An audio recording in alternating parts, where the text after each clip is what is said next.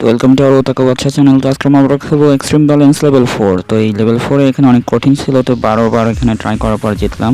তো এখানে এই কাটারগুলোকে ডজ করলাম, এটা একটু ইজি ছিল, তো বারবার এখানে পড়ার পরে এখানে শিখতে পারছি এগুলো ডজ করা। তো এখানে এই কাটারে এখানে জাম্প করতে দেওয়া বাইরে পড়ে গেছিলাম, তো আবার এখানে টেলিপোর্ট হয়েছি। তো টেলিপোর্ট হওয়ার পরে আবার এখানে লিফটে চড়বো, তো লিফটে চড়ার পর উপরে উঠবো, উপরে উঠে পরে এখানে আরেকটা কাটার চলে আসছে, এই কাটাটাকে ডজ করতে হবে।